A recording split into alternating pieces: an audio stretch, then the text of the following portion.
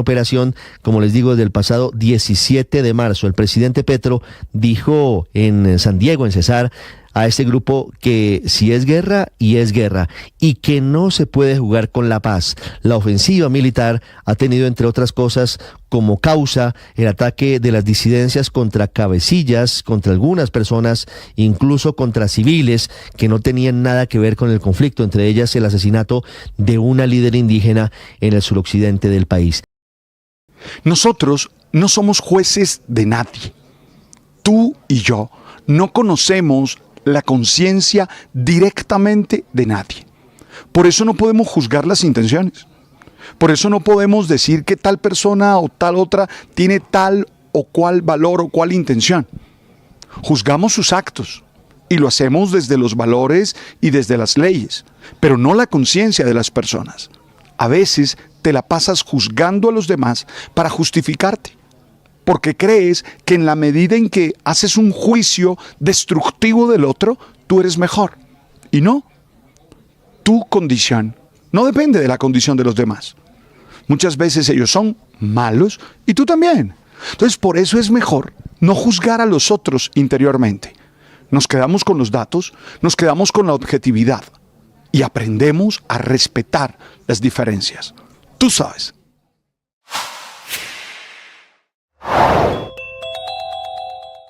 El gobierno de nuevo intenta una negociación política con Iván Márquez, el mismo que ha traicionado al menos en 2 oportunidades la mano tendida del Estado colombiano. Una cuando fue congresista de la UP y otra siendo jefe negociador del acuerdo de paz del Teatro Colón con las extintas FARC. Después de eso, Márquez no tuvo ningún problema en traicionar el acuerdo de paz e irse de nuevo a delinquir, con la que él llama Segunda Marquetalia. La Fiscalía en las últimas horas reveló un documento en el que se suspenden las órdenes de captura por petición del gobierno contra 9 de los cabecillas de esa Segunda Marquetalia, entre ellos alias el Zarco Aldinever, quien es uno de los traidores del acuerdo de paz, y por eso hay dudas sobre si podría o no ser negociador con el gobierno del presidente Gustavo Petro.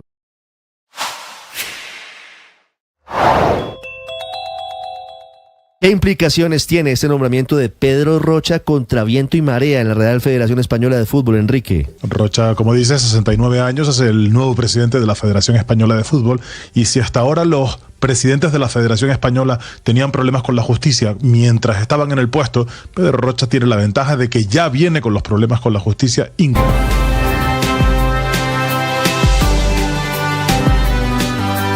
...803, Víctor, ¿cuál es el lío? ¿Cómo es la pelea que se está presentando entre la Federación de Cafeteros y la ministra de Agricultura, Jennifer Mojica?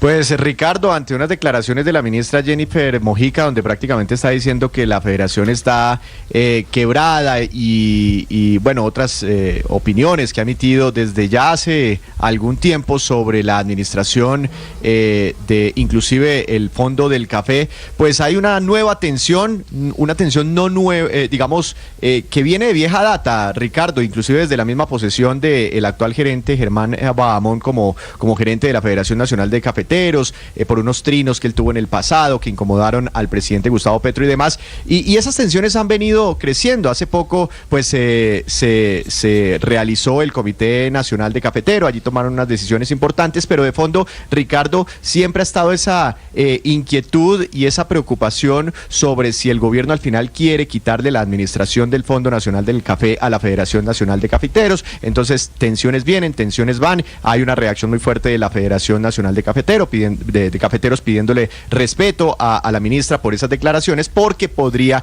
impactar algunas de las operaciones diarias de la federación. Así que no son buenas las relaciones entre el gobierno nacional, entre el Ministerio de Agricultura y la federación, Ricardo. Pero sabe que no entiendo, Víctor. Entiendo que el presidente Petro nunca logró superar que Germán Bahamón no hubiera sido elegido como gerente de la federación. Y eso fue evidente. Él pretendía que el gobierno influyera en la elección y llegara allí una persona afín a su proyecto político. Y sí, una de las causas, por ejemplo, de la salida de José Antonio Campo del Ministerio de Hacienda fue que apoyó. Exactamente, es que ese apoyó fue la uno de los elección puntos de Germán Bahamón. Es más, y tengo entendido que el presidente dio la orden en ese momento a José Antonio Campo de que hiciera lo necesario para torpedear esa elección, y José Antonio Campo no lo hizo. José Antonio Campo pues dijo, yo ahí no me puedo meter, nosotros participamos de unas reuniones, pero esa es una decisión privada ya de los señores caficultores, elegir a su gerente. Pero eso viene desde por allá, esa tensión entre el gobierno nacional y la Federación Nacional de Cafeteros. Y bueno, hay recientes declaraciones de la ministra Jennifer Mojica hablando sobre las dificultades financieras de la federación, pero al final la pregunta es si el gobierno le va a quitar inclusive se ha hablado, Ricardo, que el gobierno tendría la intención de crear una federación paralela, ¿sí? Con caficultores de base afines al gobierno nacional. El tema es la plata del fondo del café y los parafiscales, ¿no? Exacto, en el fondo es la administración de ese fondo nacional del café, si va Víctor, a seguir o no en manos de la federación. Le digo que me pierdo en la historia porque yo hasta hace algunas semanas tenía entendido de que a pesar de que el presidente Petro seguía enviando mensajes muy duros contra la Federación de Cafeteros, lo hizo recientemente en la reunión que hubo en Bogotá, los ministros del ramo, los que tienen que ver con la caficultura, el ministro de Hacienda, la ministra de Agricultura, eran mucho más moderados y habían logrado un buen entendimiento con la federación. Por eso le digo que me pierdo, y esa pregunta se la quiero trasladar al gerente de la Federación de Cafeteros que nos atiende a esta hora. Hola, doctor Germán Bajamón, buenos días. Ricardo, muy buenos días, un gusto saludarlo y un saludo muy especial a la mesa y a toda la audiencia de Blue Radio. ¿Qué pasó en esa relación con los ministros? Yo lo vi recientemente reunido y usted ha tenido encuentros en los últimos meses con los ministros de Agricultura y de Hacienda, y la conclusión siempre, o lo que yo entendí, es que esa relación iba bien, que al final se iba trabajando relativamente de forma normal entre el gobierno y los cafeteros. ¿Eso se rompió con lo que dijo la ministra recientemente? No, no lo llevemos a ese punto. La verdad de la relación ha sido una relación armónica, una relación que, si bien hay diferencias de conceptos y percepciones acerca del futuro de la caficultura, es una relación que ha venido construyendo en mesas técnicas bajo el entendimiento de la federación, bajo la guía de la federación, muchos de los programas que hoy el gobierno está haciendo con los caficultores, y eso hay que decirlo. En este momento hay un FAIA cafetero, en este momento hay un ICR cafetero, y en este momento hay acompañamiento en ese tipo de planes que acompañan a los cafeteros en las regiones, que si son suficientes o no, ya es otro tema. Pero lo que dijo la ministra a la salida de ese debate de control político en el que estuvimos en la Comisión Cuarta del Senado, pues eso sí, digamos que es una indicación que sobre la sanidad financiera de la federación como administradora del fondo, y que lo que hace es generar un pánico económico, porque está, no sé si desinformada o mal informada, pero no hay de ninguna manera una crisis financiera en la federación. La federación lleva 96 años haciendo mucho por el país. Hemos sido aliado estratégico del país, Ricardo, y usted lo sabe muy bien, de todo lo que ha hecho la federación en las regiones, haciendo escuelas, hospitales, vías, llevando electrificación rural, reformando hospitales, incluso tuvimos con el Fondo Nacional del Café la oportunidad de apoyar a la sociedad reconstruyendo Armenia en el terremoto y reconstruyendo Popayán. Es decir, se ha hecho muchísimo como para ahora echar todo esto a la basura y decir que la federación está en crisis y hay que echarle los santos óleos. Eso me parece poco responsable. Doctor Bajamón, en este escenario, lo que hay de fondo, usted lo dice y lo estábamos analizando con Víctor, es lo que va a ocurrir el futuro de la administración del Fondo Nacional del Café. Es evidente que el gobierno del presidente Petro ha mostrado su intención de que esos recursos sean administrados por alguien distinto a la Federación de Cafeteros. Hoy, ¿qué está pasando frente al Fondo del Café? Hoy ¿qué está ocurriendo? Además, porque estamos en un escenario que no es fácil para la caficultura. Se han venido afrontando una serie de dificultades por parte de los caficultores, y es en el momento en el que más tendría que existir un trabajo mancomunado del sector público y el privado, y tendría que existir esa posibilidad de que se intensificara el apoyo de las entidades gubernamentales. Sí, Ricardo, y le agradezco ese análisis ustedes han venido haciendo con Víctor también. Y quiero poner contexto porque la audiencia debe conocer, la opinión pública debe conocer exactamente el andamiaje que ha creado la federación por 96 años. Y la naturaleza de la creación de la federación fue manejar los fondos de los cafeteros para reinvertir en los cafeteros. No es dinero público que haga parte del presupuesto de la nación. Son dineros de los cafeteros que se reinvierten en los cafeteros y que la administración la tiene en la federación. Pero pongamos otro contexto. La federación compra en Colombia y es la única entidad, además envidiada por todos los países del mundo. Es la única entidad gremial que consolida a todos los cafeteros colombianos y que además ejerce la garantía de compra comprando 2.2 billones de pesos en café todos los días en 603 municipios de 23 departamentos. Eso ninguna entidad que creen lo va a poder hacer, y lo que sí hacen es poner en aprietos y posiblemente tener en entredicho la economía cafetera colombiana por hacer cosas que no sean responsables. Nosotros en la administración del fondo, que para que usted tenga una idea, el Fondo Nacional del Café son 90 millones de dólares, 6 centavos de dólar por cada libra exportada.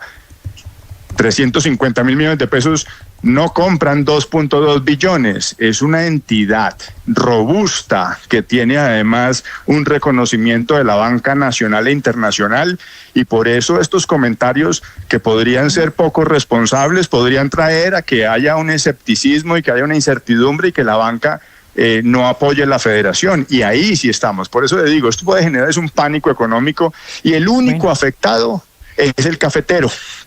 Sí, esas, doctor Bahamonde, ya son palabras mayores. Pánico económico, un delito muy de moda por estos días. Ayer incluso la senadora Isabel Zuleta denunció penalmente a Fico por pánico económico respecto a la posible intervención de EPM. ¿Ustedes van a denunciar a la ministra de Agricultura, Jennifer Mojica, por pánico económico?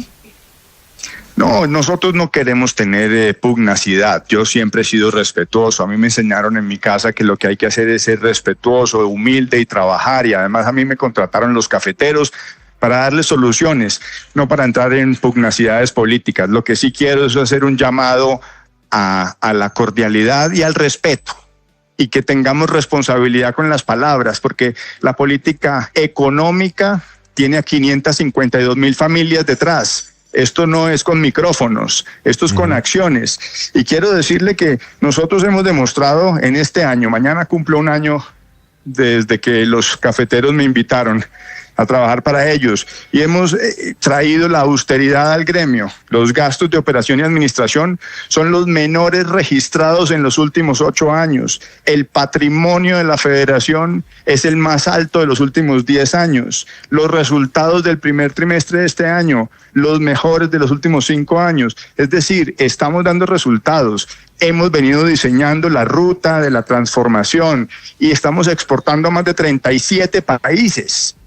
Por eso quiero es que haya respeto y que trabajemos de la mano en beneficio de 550,000 familias. ¿A qué, doctor Bahamonde, a qué atribuye usted esta animadversión del gobierno hacia la federación? Doctor Felipe, gusto saludarlo. No,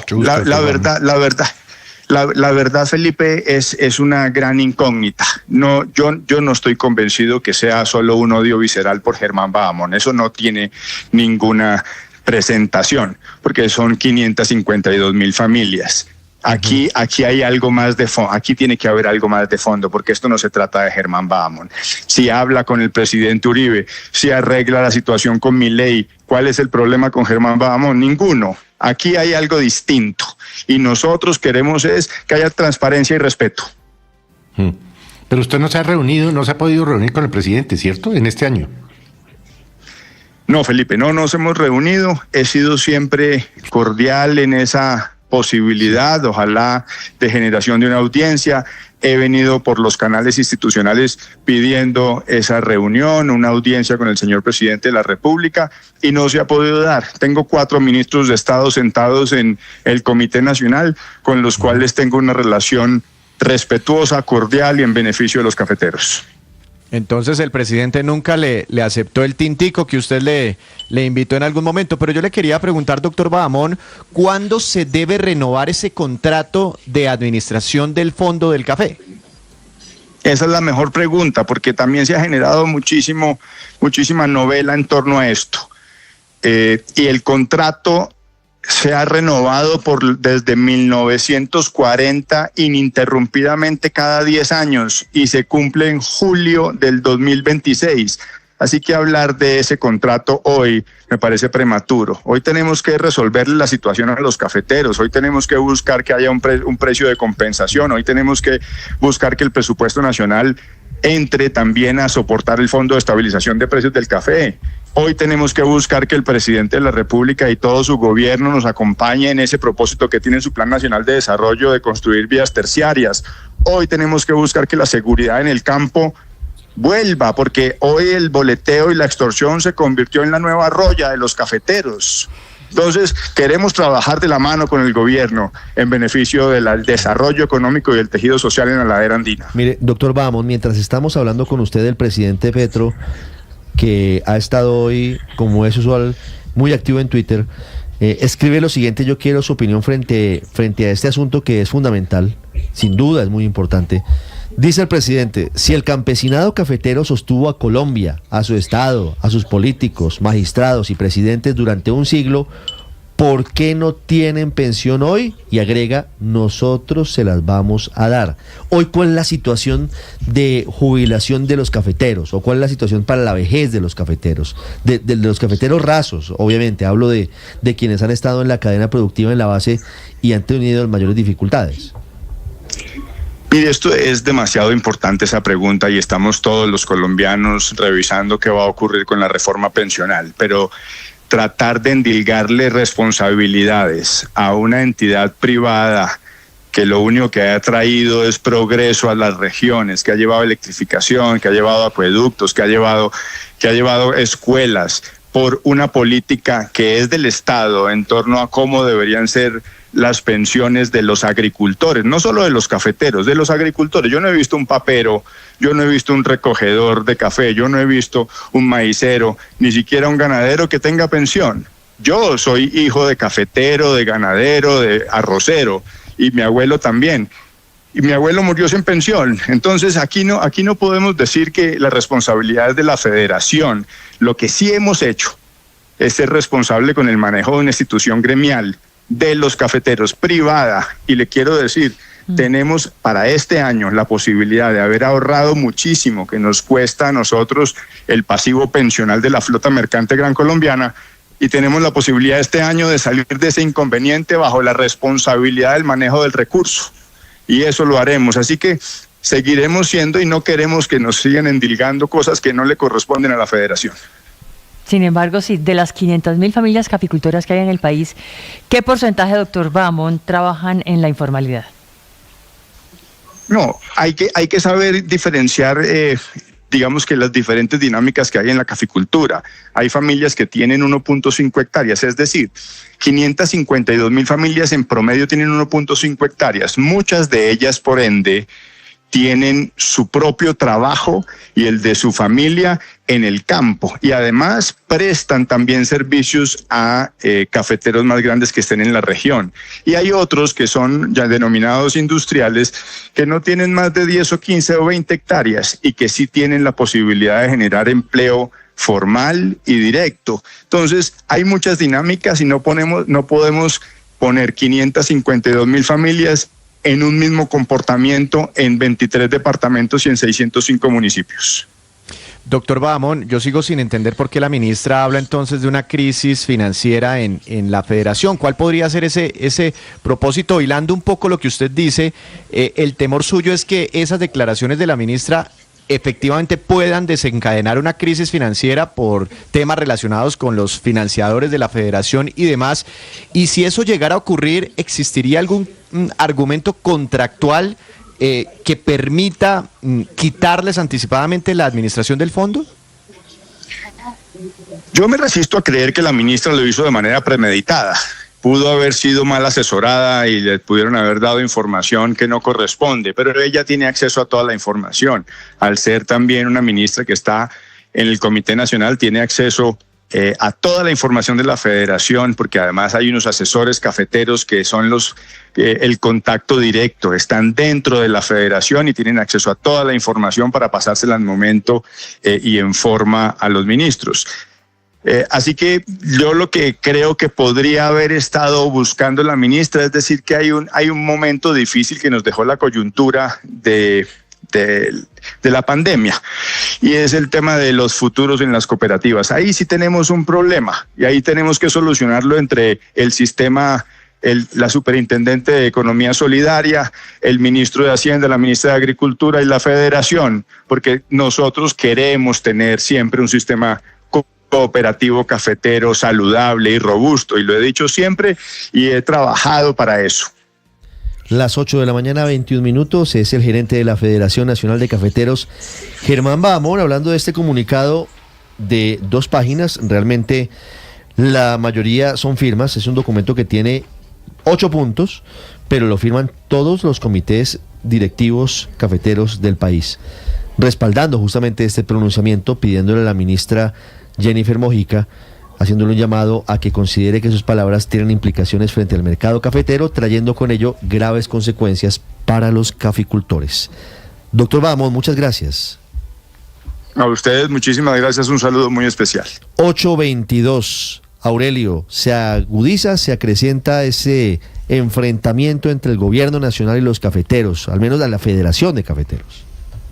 Ricardo, yo me di ayer la pela de oír 56 minutos de intervención por YouTube de la ministra Mojica en la Comisión Cuarta del Senado sobre el tema cafetero. Y la verdad, y lo digo con todo el respeto, considerando a la ministra con todo el respeto que me merece una mujer y una ministra, mi llamado es a recordar una pequeña frase que la podría poner el padre Linero en cualquier editorial de cualquier día de Mañanas Blue. Una tarea. El que mucho habla, mucho yerra. Por ejemplo, dice, los caficultores no están sobreendeudados porque la calidad de cartera, o sea, el porcentaje de cartera vencida es el 12%. Y ahí no hay problema porque los demás sectores están iguales. Mentiras. El sector más endeudado hoy en Colombia se llaman los cafeteros. La cartera total vencida en el país es el 5%. El Banco Agrario tiene como cartera vencida el 8,13%, es el tercer banco con peor cartera vencida en Colombia entre 32. Y ella va diciendo esas cosas con una tranquilidad, con una propiedad de verdad, como lo dijo lo de la Federación de Cafeteros. Hasta donde yo conozco, porque son los estados financieros privados, el patrimonio de la Federación de Cafeteros hoy es un patrimonio positivo de 812 mil millones de pesos. Y el patrimonio del Fondo Nacional del Café, si bien tuvo un descenso, está por encima de los 300 millones de dólares como patrimonio positivo. ¿De dónde saca la ministra que está quebrada la Federación de Cafeteros y el detrimento? Claro, el Fondo Nacional del Café después del año 90, con todas las crisis, flota mercante, Banco Cafetero, Corporación Financiera de Caldas, Corporación Financiera de Occidente, ACES, Avianca, etcétera, etcétera, se tuvo un menoscabo enorme. Pero hoy, después de todo eso, afortunadamente sigue siendo un patrimonio positivo de 305 millones de dólares. Entonces, yo le diría a la ministra Mojica que reflexione un poco. Si ella tiene una actitud pugnaz, porque evidentemente se le ve pugnaz, que la baje un poco, porque aquí de verdad lo que está en juego es la vida y la suerte de 550.000 campesinos colombianos que tienen el hombro, que tienen sobre sus hombros la estabilidad social y económica de amplísimas regiones del país. Yo la llamo a la reflexión, a que todo lo que diga sea bien medido, bien pensado, y algo que me llama la atención, la ministra presenta como una panacea que la solución de Colombia es que todos cojan el café, lo procesen y lo manden industrializado. Mire, eso se ha dicho desde hace 100 años. Y yo le invito a la ministra a que lea a Carlos Lleras Restrepo en 1940 y tantos, cuando especificó las leyes del mercado mundial cafetero. El mercado mundial cafetero es un negocio de mezclas, no es un negocio de calidades únicas. El 85% del café del mundo se mezclan las distintas 4 variedades. Si usted pone a los cafeteros de Colombia a procesar y a sacarlo 100%, No perdón, tienen cómo. vamos para la quiebra No tienen absoluta y cómo. total. Eso no tiene, No es posible. no tiene recepción en No el es posible. mercado, eso no es posible. Entonces, repasar un poco, 8:25. reflexionar, hablar mucho, no es bueno, hable menos y piense más, ministra Mojica. ¿Cuándo, Pero Ricardo, además- termina el periodo del presidente Petro? 7 de agosto del 2026. ¿Alcanzaría él a cambiar tener en el sus manos la contrato? decisión Sí. de renovar el contrato, ¿no? Porque nos acaba de decir el doctor Bahamón que ese contrato vence a mediados junio de Junio 2026. del 26. Sí, todavía es el gobierno del presidente Petro, así es. Sí, él tendrá que definir qué pasa con el fondo del café, María Exacto. Consuelo. Pero yo creo en cambio que la ministra está en una actitud de la mejor defensa es el ataque, porque fíjese que la frase con la que yo me quedé de la entrevista del doctor Bahamón es que la extorsión se volvió la nueva roya de los cafeteros. Recuerden esa época Sí. en que había tantas campañas sobre la La roya. roya, claro, que fue- prácticamente todo Colombia arrasó con el sector de la caficultura. conocía lo que era la roya. Y hoy en día esa roya es el boleteo y la extorsión según el Todavía presidente existen. de la federación. Entonces yo creo que lo que está haciendo la ministra, atacando la salud financiera de la federación, es para no tener que dar cuenta sobre la situación de seguridad que sin duda es responsabilidad del gobierno nacional con respecto a los caficultores, al gremio y a todas esas personas, esas 550,000 familias que trabajan honestamente, que madrugan y que se ven atacadas como si fuera una roya por la extorsión y el boleteo. 8:27, Ricardo, pero antes de entrar yo- al juicio en Nueva York, está entrando, estaba el expresidente Donald Trump, habló de forma inusual ante los medios, porque además tiene una prohibición. Ya vamos con esta noticia y ya vamos con el encuentro de Anthony Blinken, secretario de Estado, con el presidente de China, Xi Jinping. Antes, Álvaro, sobre el lío de la caficultura y la pelea del gobierno con la Federación de Cafeteros.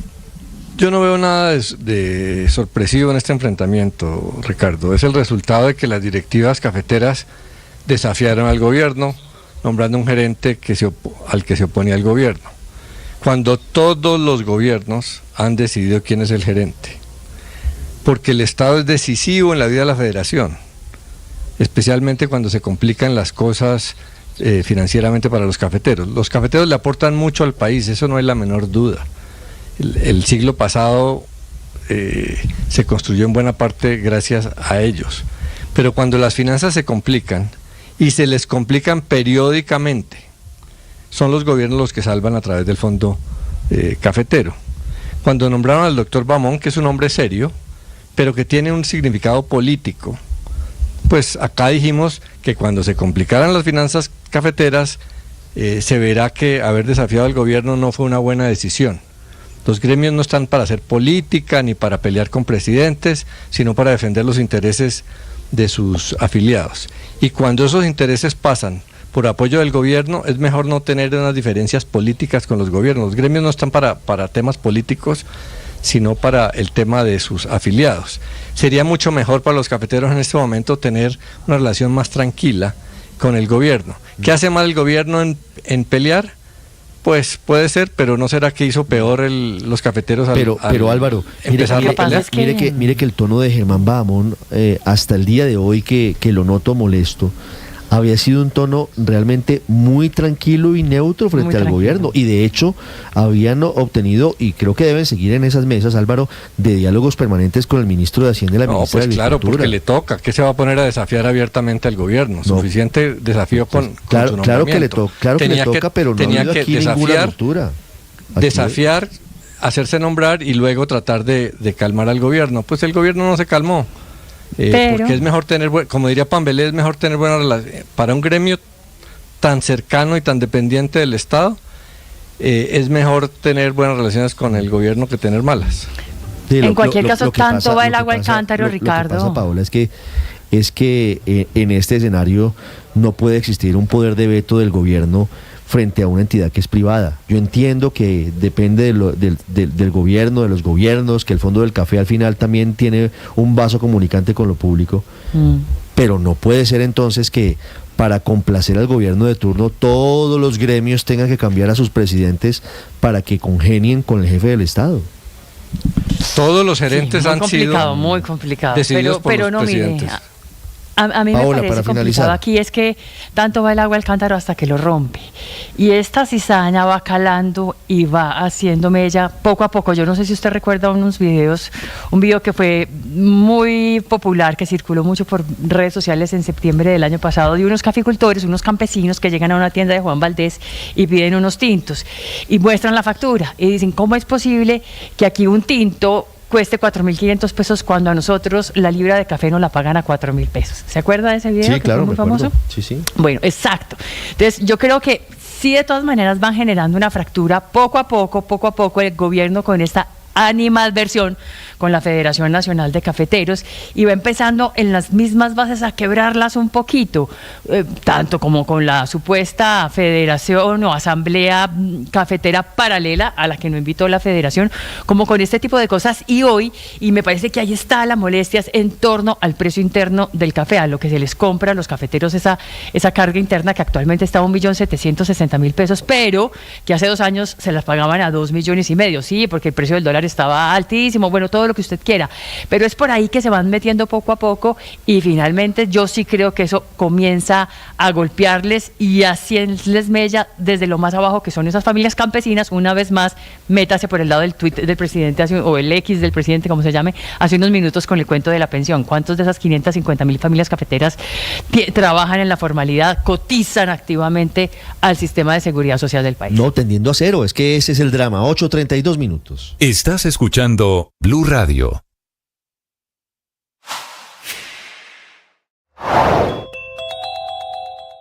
Llamas se vieron por doquier, gritos y ataques contra la fuerza pública fueron los protagonistas anoche en Montelíbano, Córdoba, en medio de los disturbios que se registraron por las exigencias de los habitantes de este municipio para que bajen las tarifas del servicio de energía, pues las facturas allí habrían pasado en el último año de llegar por 100.000 pesos a más de 1 millón mensual. La trifulca dejó 2 personas heridas, entre estas hay un manifestante que recibió un golpe en su cabeza con una piedra por parte de otro protestante mientras ambos corrían de la policía.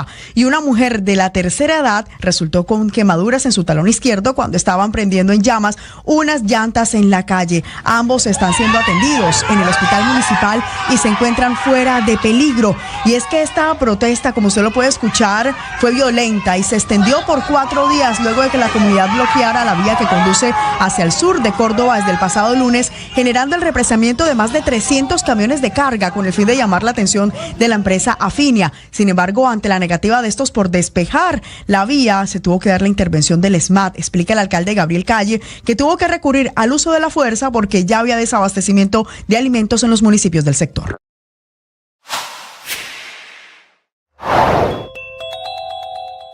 Cortocircuito entre la Federación Nacional de Cafeteros y la ministra de Agricultura, Jennifer Mojica, cuyas recientes declaraciones ante la Comisión Cuarta del Senado sobre la muy compleja situación financiera de la Federación, sobre una supuesta crisis económica de la misma y sobre la necesidad de incorporar llamados de auxilio de las familias cafeteras, rebosaron sencillamente la copa y la paciencia del gremio y causaron indignación y revuelo entre el comité directivo de la Federación de Cafeteros, cuyos 15 representantes regionales firmaron ayer un sentido comunicado ante la opinión pública desmintiendo a la ministra y pidiéndole recoja sus palabras sobre la situación financiera del gremio. Palabras que, según el comité directivo de la Federación, no son consecuentes con la realidad, tienen graves implicaciones sobre el mercado y ponen en riesgo el más preciado bien público de los cafeteros, como es la garantía de compra, considerada el servicio más significativo que el Fondo Nacional del Café y la Federación de Cafeteros brindan a cerca de 500.000 familias caficultoras.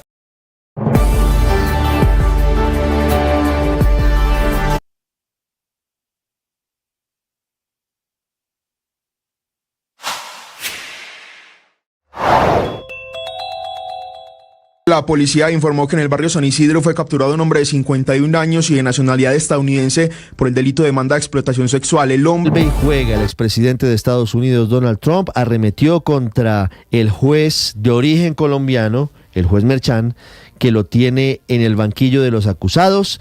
Habló a los medios de comunicación Donald Trump al ingreso de la corte en Nueva York. Juan Camilo.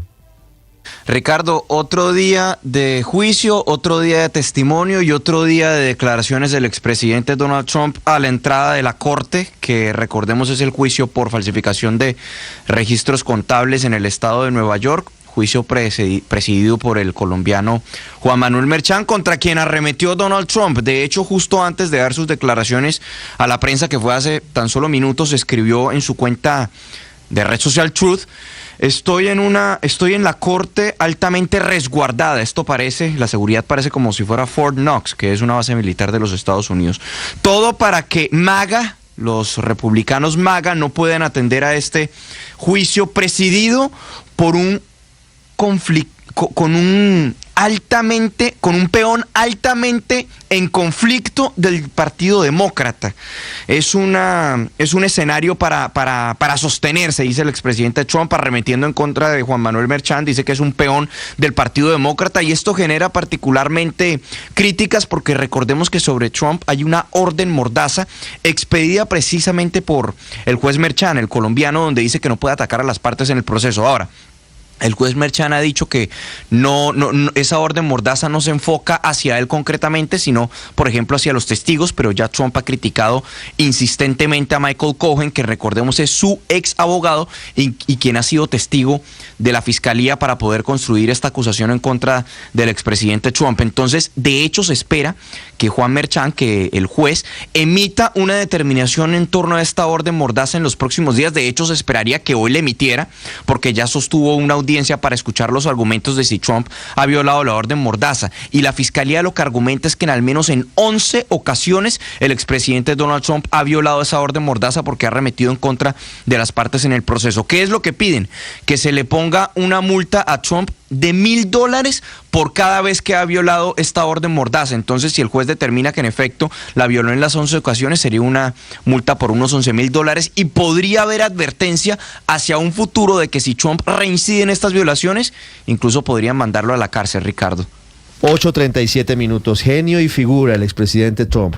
Y mientras tanto, hay una reunión clave que tuvo lugar en Beijing entre el secretario de Estado de Estados Unidos, Anthony Blinken, y el presidente de China, el señor Xi Jinping. No hablaron de TikTok, pero sí hablaron, Silvia, de la forma en la que puede llevarse a cabo una eventual normalización de relaciones, o al menos un desescalamiento de la tensión entre China y los Estados Unidos. Hay que ver qué es lo que va a pasar después de esta reunión, Ricardo, pero sí, se les vio, la verdad es que el secretario de Estado norteamericano fue recibido al más alto nivel, no solo tuvo la reunión vis a vis con el presidente chino Xi Jinping, sino que luego hubo declaraciones conjuntas al final de la reunión, aunque después Anthony Blinken tuvo una conferencia de prensa solo, en solitario. Hay que decir que en esa reunión, cuando se le dio la bienvenida al presidente Xi Jinping, habló de que China y Estados Unidos deberían ser más socios que rivales. Dice que deberían ayudarse mutuamente a tener éxito en lugar de perjudicarse mutuamente, y también le mandó saludos al presidente Joe Biden. Yo me recordaba hace unos momentos de la última visita que había tenido Anthony Blinken tratando de normalizar las relaciones con China, pero que luego volvió y todo eso se perdió ese esfuerzo porque el presidente Biden definió a Xi Jinping como un dictador. Vamos a ver qué pasa después de esta visita. ¿Qué fue lo importante que dijo Anthony Blinken en esta reunión? Dice que le llamó la atención a China la preocupación que tenía Estados Unidos por cómo estaba alimentando la guerra de Rusia en Ucrania con el soporte de suministros que daba China a Rusia. Así lo decía Anthony Blinken. In my discussions today, I reiterated our serious concern about the PRC providing components that are powering Russia's brutal war of aggression against Ukraine. China is the top supplier of machine tools, microelectronics, nitrocellulose, which is critical to making munitions, and rocket propellants. Claro, ahí le está diciendo que China es clave para proveer microcomponentes y herramientas para y insumos para producir municiones, y por eso le está pidiendo que corte ese suministro a Moscú. Bueno, eso es poco probable que ocurra, pero sí lo cierto es que China se trata en algunos momentos de mantenerse equidistante. Vladimir Putin muchas veces le ha pedido para poder ampliar su venta de gas que se construya un gasoducto desde Rusia hasta China, y Xi Jinping nunca ha dado el visto bueno para ese plan. Ese es uno de los puntos. El otro punto que estaba en la agenda, que todo el mundo se preguntaba si lo iban a hablar, era el tema de TikTok. Ha dicho Antony Blinken que no hablaron de esta orden que se ha dado en Estados Unidos de que TikTok sea vendida dentro de un año, o si no se va a bloquear. No hubo eso, pero sí lo que dice es que trataron de conversar sobre la competencia que fuera leal. Hay que decir que cuando se habla de competencia leal, lo que está pidiendo realmente Estados Unidos es que, por ejemplo, no esté prohibido WhatsApp, como está prohibido o Google o Twitter, que son las empresas norteamericanas que sí están prohibidas en China, y China no quiere que prohíban TikTok en Occidente. Esas son parte de los conflictos que hay entre China y Estados Unidos, pero un paso más a la regulación de las relaciones con esta visita del secretario de Estado Blinken. No son menores las diferencias, Silvia, pero hay un canal diplomático abierto y eso es importante. Sí, pero déjeme, yo le quiero hacer una pregunta a Silvia. ¿Qué está pasando con la salud del rey? Bueno, la verdad es que la prensa británica... Con el rey Carlos III. Sí, el rey Carlos III. El rey Carlos III. Recordemos que le diagnosticaron cáncer antes incluso de que se cumpliera un año de ser coronado. Ahora el 6 de mayo recién cumple un año de coronado. La verdad es que la prensa británica mantiene riguroso silencio, Buckingham también, y está saliendo por diarios norteamericanos que su salud se está deteriorando, que han conversado con amigos de él que dicen que no está bien, y que se estarían actualizando en Buckingham sus planes funerarios. Ahora, eso es un poquito obvio porque eso siempre está ocurriendo, o sea, desde que nació, que hay una actualización permanente de esos planes funerarios. De hecho, recordemos que él tuvo un accidente en una avalancha de nieve en los Alpes hace bastantes años ya, hace algunas décadas, y siempre ha habido un plan funerario para cada uno de los miembros de la familia real. Insisto, la prensa en el Reino Unido no está diciendo nada porque recordemos que hubo mucho enredo con lo que pasó con Kate. La verdad es que la situación de la familia real es bastante delicada porque hay dos miembros importantes de la familia real en este momento atravesando una situación de cáncer. La esposa de William, del heredero, también está con Felipe. Tratamiento de quimioterapia. Sí, es que Silvia, el New York Post es el que publica hoy la información que usted nos referencia. Que el plan de los funerales del rey Carlos III está actualizándose con mayor insistencia en estos días y que su salud, según fuentes cercanas, se estaría deteriorando. Así que pero por el eso New York empieza la Post especulación. cita a otro medio, o sea, no tiene fuentes propias, cita al Daily Beast, que es norteamericano. Bueno, entonces, ahí está. Claro, es, habrá que ver. Corre la voz. Corre Beidi, Hay memes, 8:43. ¿no? Hay muchos memes sobre ese tema, ¿no? ¿Y como cuáles, perdón? Por ejemplo, que ¿tanto tiempo para qué? Y ponen preguntas. No, pues imagínese usted. Otros dicen, es que no había trabajado. Fíjese, Otros no, dicen, no, hay una cantidad de locuras, de memes. En The Crown, la parte final de la serie, Felipe, yo no sé si usted la terminó, se concentra en esos planes funerarios. No sé en qué me quedé, Ricardo. Hay una nueva temporada, es que no sé. Hubo 2 temporadas y ya terminó, ya no hay nuevas temporadas. Entonces yo creo que yo las vi las 2. Sí, pues termina cuando la reina Isabel II fallece. Ella termina saliendo de la abadía de Westminster, ¿estoy haciendo spoiler? Sí, está haciendo spoiler, pero simplemente... Yo voy 2 años. Mire, pero simplemente para los amantes... Yo voy en el accidente de Diana. Pero para los amantes de esa serie, yo estoy casi segura que va a haber otra temporada. Porque en estos últimos dos capítulos, Ricardo, hubo desarrollo de la historia del príncipe y de la princesa Catalina. Sí, es que se concentran mucho en ellos, pero por ahora no existe esa posibilidad. Veremos qué pasa. Siempre existe la rendija por la cual podría haber una nueva temporada. 8:44 en Venezuela, Santiago. ¿Cuántos venezolanos estarían dispuestos a votar el 28 de julio? ¿Y cómo le va a la oposición? Es decir, si las elecciones fueran mañana, ¿cuántos votos o qué porcentaje de la votación sacaría Edmundo González y qué porcentaje Nicolás Maduro? Sí, Ricardo, mira, es un estudio de la encuestadora Delfos de las tres más importantes acá en Venezuela, se realizó a inicios de mes y tiene varios datos interesantes. El primero es que la oposición cuenta o contaría, pensando en las presidenciales del 28 de julio, con un respaldo del 55% de la población votante. Y ese apoyo, y esto sí es nuevo, o al menos no lo habíamos visto antes en ninguna otra encuesta, se divide en 30% llamado opositor duro, 10% opositor blando y 15% opositor circunstancial. Ese es un término nuevo que no habíamos leído. Por otro lado, el oficialismo contaría con 30% de apoyo, mientras un 15% restante se mantendría neutro o con poca intención de voto, dándole hacia la oposición, pues esta ventaja importante, te repito, 55 sobre 30. El estudio detalla que de ese total del chavismo u oficialismo, la mitad se identifica como parte de chavismo crítico y el otro 15% como chavismo duro. Hay otras encuestadoras que han dado al gobierno exactamente entre 15 y 20% de voto duro. En el estudio también se destaca la participación o la proyección, en este caso de participación para el 28 de julio, y dice textualmente que habría un resurgimiento de la ruta electoral, pues según el resultado, un 80% de la población votante estaría dispuesta a ejercer su derecho. Eso es 8 de cada 10, Ricardo, manteniendo, y si eso se mantiene, pues solamente 20% de abstención, sería la más baja en la historia contemporánea de Venezuela. Y al final, en lo que son como las conclusiones de este estudio, se explica que ese apoyo a la oposición, repito, sobre 55%, no es a un candidato específico o a un nombre en específico, aunque se reconozca el liderazgo de María Corina Machado, sino a un apoyo a la unidad independientemente de cómo se llame ese candidato. Ricardo. Muy bien, Santiago, 8:46, Silvia. Solamente para los fanáticos de The Crown les quiero explicar por qué es poco probable que haya una nueva temporada. Ay, no, y es Silvia, porque no me diga. el guionista jefe es Peter Morgan. Peter Morgan fue el que escribió el libro The Crown y después escribió el guión. Él se viró ahora a otra, está interesado en otra aristocracia.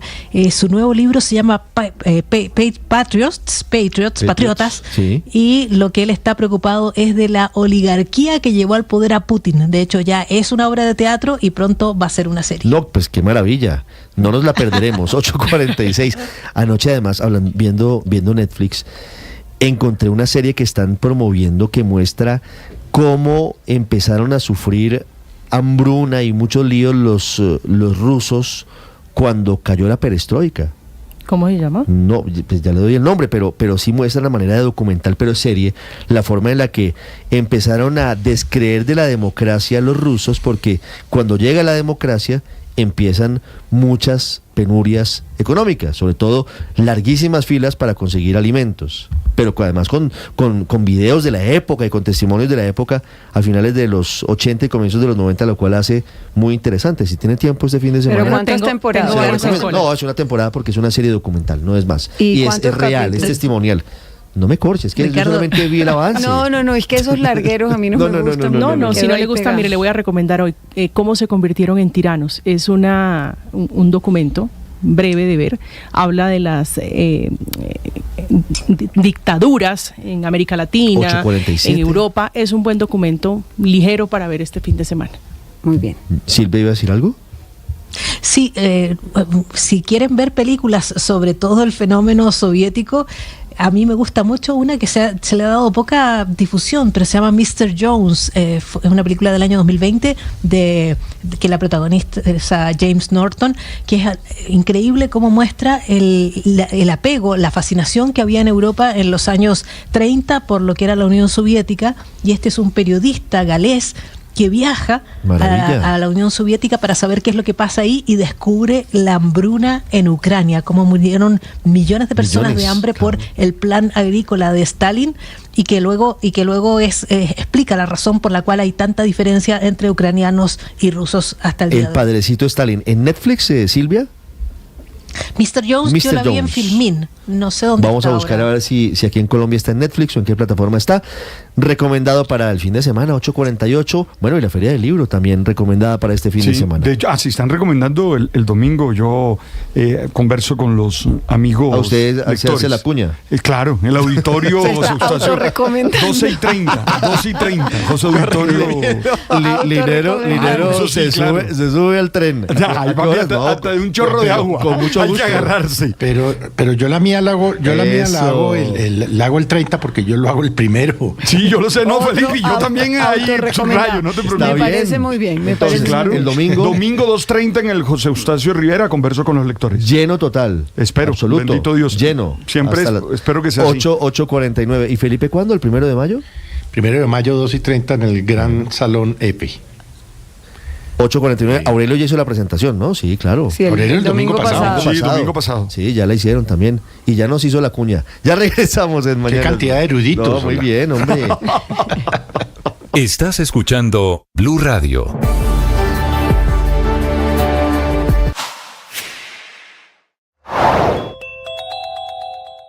Entramos a la fase de cartas de distintos sectores pidiendo un espacio en la construcción de la nueva reforma a la salud, la 2.0 del ministro Guillermo Alfonso Jaramillo. Las más recientes son, primero, la de los rectores de 10 universidades que amanecen pidiéndole al gobierno una solución urgente a la crisis financiera que tiene el actual sistema de salud. Coinciden con que no da espera y que se necesita la estructuración financiera de ese nuevo proyecto que plantea el ministerio. Son rectores de la Universidad de los Andes, EAFIT, Externado, EIA, UNAF, ICESI, Sabana, UPB, CESA y Uniminuto, que desde la academia se unieron para pedirle al gobierno nacional que escuche y corrija los problemas financieros en los que está metido el sistema de salud. Dice la carta que el gobierno, en lugar de corregir, se metió en una pelea política que amenaza con destruir este sistema.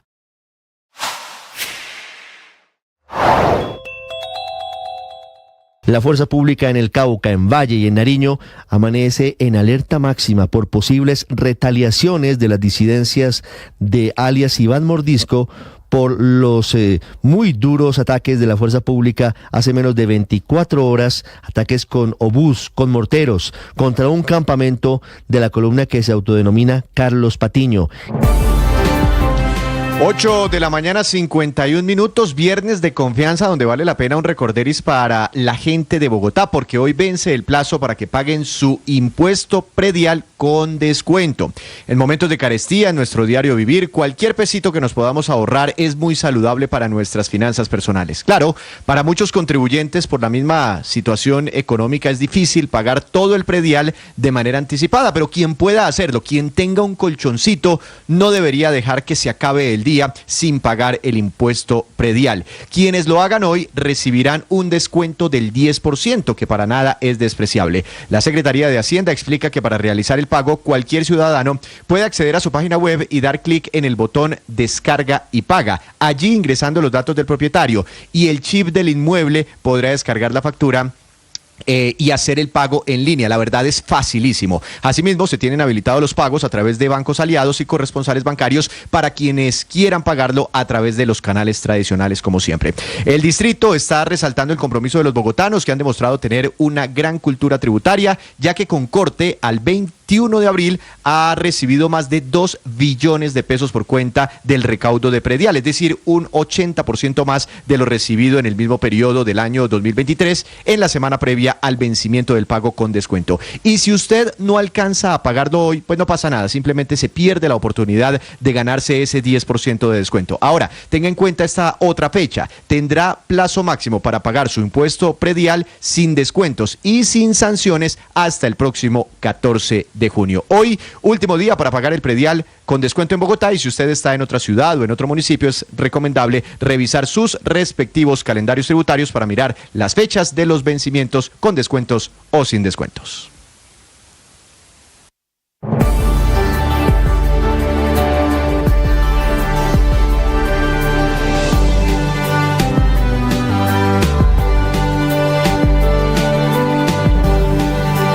...8:53, víspera del Día de la Madre y momento de aviones llenos de flores colombianas, principalmente hacia Estados Unidos, Japón y Reino Unido, 3 grandes destinos de nuestras flores de exportación, siendo las más exportadas para esta fecha rosas con el 18% de los envíos, claveles 17%, crisantemos 14%, hortensias 7%, astromelias 7% y lirios con un 1%. Flores colombianas que se venderán para el Día de la Madre, principalmente en los Estados Unidos, donde el 80% de los ramos serán de cultivos colombianos. Cultivos que generan anualmente 200.000 empleos formales, directos e indirectos, 60% de los cuales son ocupados por mujeres, la enorme mayoría cabeza de familia, quienes trabajan en cerca de las 10.500 hectáreas sembradas de flores de exportación, principalmente en Cundinamarca y Antioquia, con el 71 y 27% respectivamente de los cultivos. Estás escuchando Blue Radio.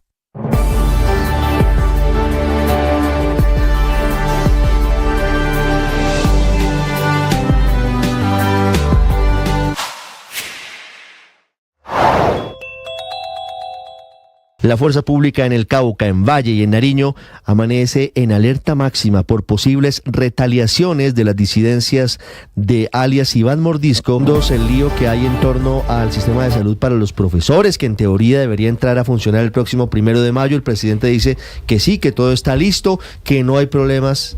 La verdad no es tan elogiosa como lo ve el jefe del Estado. La situación no es tan sencilla. Fiduprevisora está en muchas dificultades para poder asumir la salud del magisterio, que es de lo que estamos hablando. Antes, Felipe García, ¿qué pasa con el racionamiento de agua para los bogotanos? ¿Seguimos en los mismos turnos o habrá modificaciones? Sí, señor Ricardo, se mantiene la restricción tal y como viene. 15 días lleva el plan de racionamiento de agua en Bogotá y aunque el ahorro ha sido bueno, el alcalde Carlos Fernando Galán acaba de anunciar, como le mencionó, que se mantiene la restricción como viene, sin cambios, todo esto teniendo en cuenta el análisis de los caudales, particularmente el de Chingaza. Se ha logrado reducir con la medida en el promedio 10,72% el consumo de agua en Bogotá, lo que se traduce en 2 metros cúbicos por segundo diario, menos de lo del consumo normal. Se calcula, Ricardo, que por ciclo, es decir, los 9 turnos, la ciudad ha podido ahorrar 2.472.000 metros cúbicos de agua. Eso quiere decir, para que se haga una idea, que en cada ciclo nos estamos ahorrando lo que se traduce 10 veces el lago del Parque Simón Bolívar o 970 piscinas olímpicas. Escuchemos al alcalde Carlos Fernando Galán. Nosotros hemos tomado la decisión de mantener las restricciones como están en este momento. No las vamos a cambiar. Creemos que han tenido un impacto positivo, muy cerca de lo esperado idealmente. Estamos convencidos que con un esfuerzo adicional podremos llegar a esas cifras ideales que hemos planteado, como lograr 15 metros cúbicos por segundo, pero con lo que hemos logrado un avance muy importante. Dice el alcalde Galán además que todos los días en el segundo ciclo Bogotá ha logrado bajar el consumo con respecto a la primera vez que tocó el turno. Sin embargo, el llamado sigue siendo ahorrar agua y a los conjuntos, sobre todo a los conjuntos residenciales, a dejar de usar más bien los tanques, ya que sigue evidenciándose alto consumo en este sentido. 8:57 minutos. La alcaldía de Bogotá ofrece una recompensa de 15 millones de pesos para quien entregue información que permita la captura de los vándalos, de los criminales que quemaron ayer un bus del SITP en el sur de la ciudad. El secretario de Seguridad del distrito es César Restrepo. Doctor Restrepo, buenos días. Hola Ricardo, buenos días. ¿Cómo están todos por allá y la audiencia? Doctor Restrepo, ¿qué saben de los encapuchados que, con el pretexto de unas protestas en la Universidad Distrital, en la sede de Candelaria la Nueva, terminan incinerando un bus del SITP? Ricardo, yo creo que hay una cosa muy importante que debemos hacer los ciudadanos, es dejar de darle la denominación de protestas a estos actos criminales, y permítame explicarle por qué. Los individuos encapuchados que abandonan ayer la sede de la Universidad Distrital en Ciudad Bolívar, abandonan la sede para tomar un bus del Sistema Integrado de Transporte Público, amenazar a su conductor con un arma blanca, hacer bajar los pasajeros, entre los cuales estaban niños, y proceder a incinerar el bus, poniendo en peligro la vida de estos ciudadanos y adicionalmente de la comunidad. Así que aquí no había ninguna protesta, ninguna manifestación. Aquí lo que fue un acto criminal premeditado, un comportamiento que va creciendo dentro de un grupo de individuos que aprovechan, hacen abuso del estatus de los campus universitarios, ponen en peligro a los estudiantes y adicionalmente atacan a la ciudad y a los ciudadanos. Sí. ¿Tienen alguna información, alguna pista de quiénes son los vándalos que quemaron el bus del SITP? Estamos viendo las imágenes terribles de la forma en la que se incinera el vehículo, con el riesgo que conlleva esto para la comunidad, para el conductor, para los pasajeros. En especial el acto de ayer tomó 6 minutos, Ricardo, y apenas la policía llegó al lugar, estos criminales se vuelven a esconder en la sede universitaria. Por eso es que estamos ofreciendo hasta 15 millones de pesos de recompensa a ciudadanos que nos brinden información que nos permitan su captura. La Policía Metropolitana de todas maneras está permanentemente haciendo seguimiento e investigaciones para dar con estos individuos que atacan a la ciudad en su conjunto. Sí, en este caso, doctor Restrepo, ¿qué dice la policía? ¿Qué dicen las autoridades? ¿Cuáles son las actividades que se están adelantando en este momento? Lo que la policía está haciendo en este momento es recolectando información entre la comunidad. Y quiero contarle, Ricardo, que estos criminales atacan en un lugar donde incluso hay jardines infantiles, en el entorno de esta universidad. Y la comunidad está cansada. Durante esta semana he visto yo personalmente cómo la comunidad del entorno de esta universidad, incluso la comunidad que vive en el entorno de la Universidad Nacional, le ha gritado a estos criminales que ya no aguantan más sus ataques permanentemente. Así que le pedimos a la ciudadanía, más allá de la recompensa, compártanos información. Estos criminales nos ponen en peligro todo el tiempo y hay que ponerlos a disposición de la justicia. Doctor Restrepo, muchas gracias. Gracias, Ricardo, y que tenga un buen día, un buen fin de semana a toda su audiencia. Estás escuchando Blue Radio. Nosotros no somos jueces de nadie. Tú y yo no conocemos la conciencia directamente de nadie. Por eso no podemos juzgar las intenciones. Por eso no podemos decir que tal persona o tal otra tiene tal o cual valor o cual intención. Juzgamos sus actos. Y lo hacemos desde los valores y desde las leyes, pero no la conciencia de las personas. A veces te la pasas juzgando a los demás para justificarte, porque crees que en la medida en que haces un juicio destructivo del otro, tú eres mejor. Y no. Tu condición no depende de la condición de los demás. Muchas veces ellos son malos y tú también. Entonces, por eso es mejor no juzgar a los otros interiormente. Nos quedamos con los datos, nos quedamos con la objetividad y aprendemos a respetar las diferencias. Tú sabes.